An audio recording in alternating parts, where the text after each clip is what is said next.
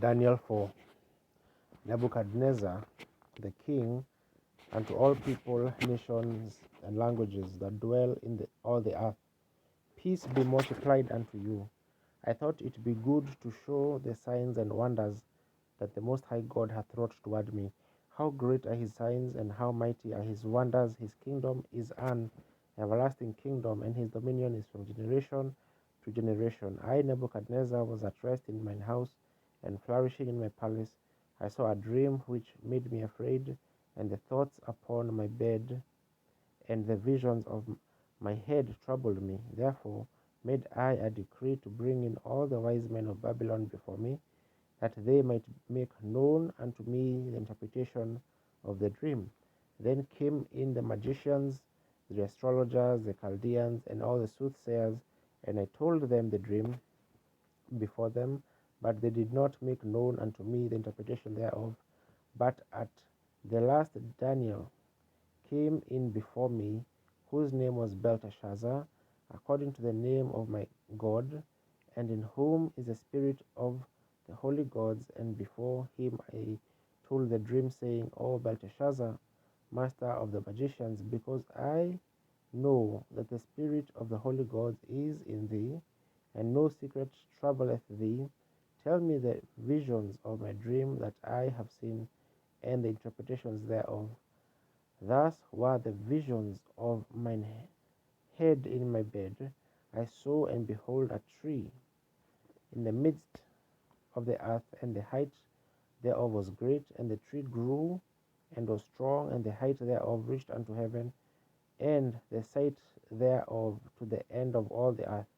The leaves thereof were fair, and the fruit thereof much, and in it was meat for all. The beasts of the field had shadow under it, and the fowls of the heaven dwelt in the boughs thereof, and all flesh was fed of it. I saw in the visions of my head and upon my bed, and behold, a watcher and an holy one came down from heaven. He cried aloud and said, Thus, hew down the tree, and cut off his branches, shake off his leaves, and scatter his fruit. Let the beast get away from under it, and the fowls from his branches. Nevertheless, leave the stump of his roots in the earth, even with a band of iron and brass in the tender grass of the field, and let it be wet with the dew of heaven, and let his portion be with the beasts in the grass of the earth.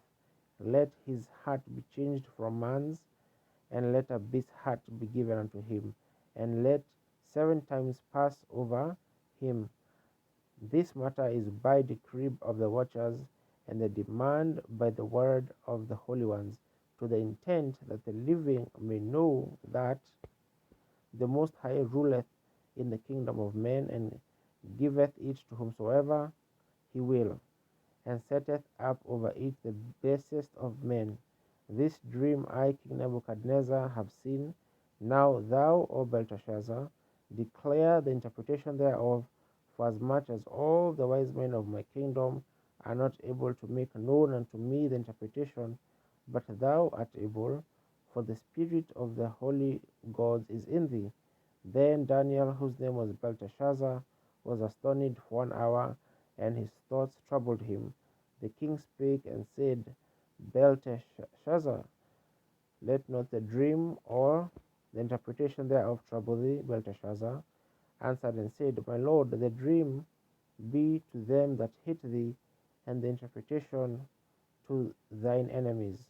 The tree that thou sawest which grew was strong, whose height reached unto the heaven, and the sight thereof to all the earth, whose leaves were fair, and the fruit thereof much, and in it was meat for all, under which the beasts of the field dwelt, and upon whose branches the fowls of the heaven had their habitation.